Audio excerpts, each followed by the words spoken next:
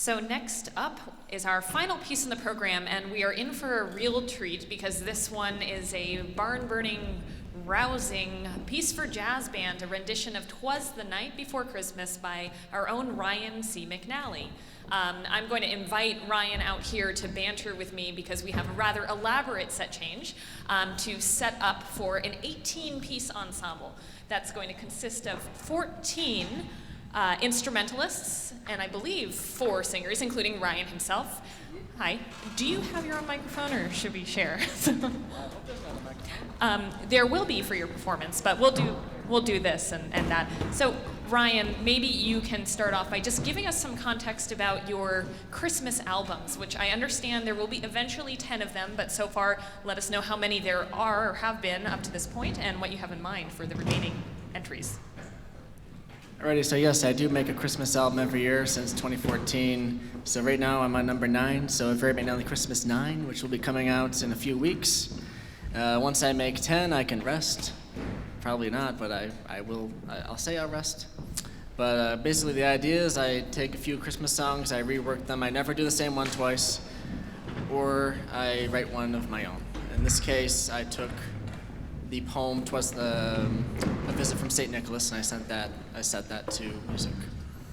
I got the idea when I was at OCC. The chamber singers actually did a rendition of this poem, and I thought to myself, oh, wasn't that cute? What if I did a chaotic version of that poem? So. All right, so here's the fun part, some banter. So I've listened to some of Ryan's Christmas albums, which he came to studio class and gave a presentation. I was very impressed. And one of the aspects of his music that really struck me is how eclectic. Oh, well, I'm not going to go on for too much longer because it looks like we're almost set up, but how eclectic your music is and how wide-ranging your own tastes are as far as the kinds of listening habits that you practice. And within the broad umbrella of popular music, all of the different stylistic or polystylistic elements that inform your ear. So maybe you can speak just a little bit to that, and then we'll conclude once the ensemble is all set.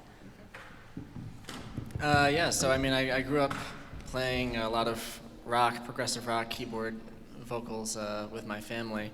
But I studied classical saxophone. I was in the jazz band, the concert band, the marching band. So I had a lot of experience with different types of music. But I was always encouraged, from my Uncle Tom, UT. He always encouraged me to listen to all the music, which I continue to do so, just to expand what I can do. I feel like at this point, if I try to just stay in one style, I get very bored very quickly. Well, I think it's incredibly impressive how you kind of shift gears even within the scope of a single piece. And I think we'll hear some of that tonight, even just in this arrangement of "Twas the Night Before Christmas." And we'll have to save the rest of our banter for another time because it looks like you're all set. Since this is the last piece of the evening, I'm going to conclude my MC portion of the night and invite everybody in the audience to join us for a reception to follow out here in the lobby. And we'd love to hear from all of you and chat a bit. So, all right, here we are. Ryan McNally, "Twas the Night Before Christmas." I should also, hello, yes. Okay. I should also shout out to Professor Kyle Vach, who is so graciously been playing bass with us. And we also have Elena Superno on the flute, and you can't see her because she's backstage, but Caroline Holly on background vocals. And both of them were actually on the original recording off of Very McNally Christmas 6.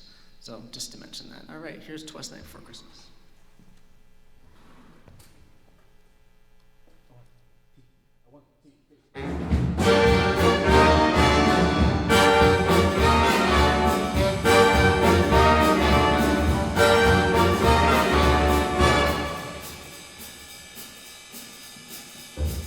The night before Christmas, when all over the house not a creature was stirring, not even a mouse.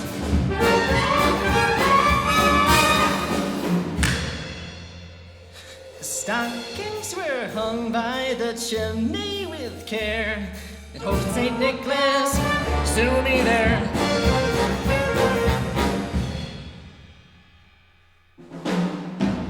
The children were nestled, all stuck in their beds, while visions of sugar plums danced in their heads.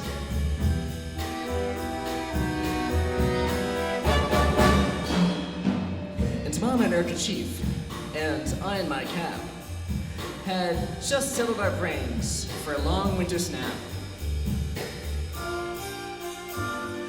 When up on the roof there rose to the clatter, I sprang from my bed to see what was the matter.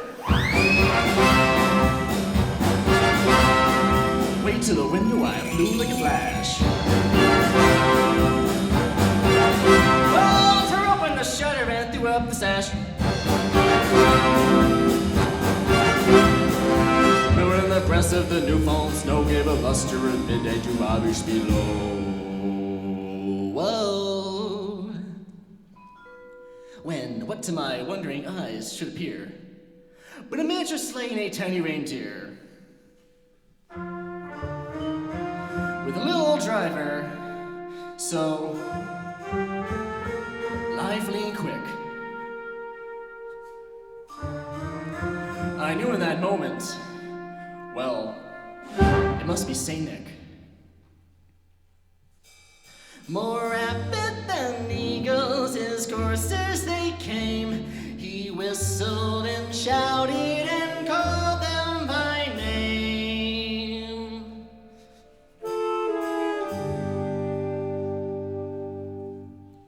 On Dasher, now Dancer, Prancer and Vixen, on Comet, on Cupid, Tiny Blitzen. To the top of the birds, to the top of the wall, dash away, dash away, dash away, oh! As trileaves that wild hurricane fly when they meet into an obstacle mount to the sky.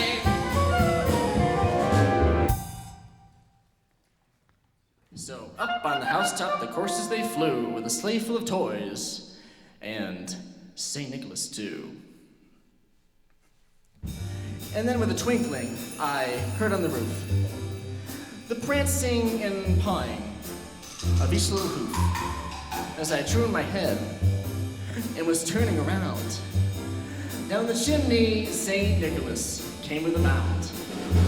He was dressed in all fur from his head to his foot, and his clothes were all tarnished with ashes and soot. A bundle of toys he had flung over his back, and it looked like a peddler just opening his pack. Oh, his eyes how they twinkled, his dimples how merry, his cheeks were like roses, his nose like a cherry, his droll mouth was drawn up like a bow, and the beard on his chin was as white as the snow. The stubble pipe he held tight in his teeth, and the smoke it encircled his head like a wreath. He had a broad face and a little round belly that shook when he laughed like a buffalo jelly. He was a chubby and plump, jolly old elf, and I laughed when I saw him in spite of myself. A wink of his eye and a twist of his head, so gave me to know I had nothing to dread. He spoke not a word, but went straight to his work, filled all the stockings, then turned with a jerk, and laid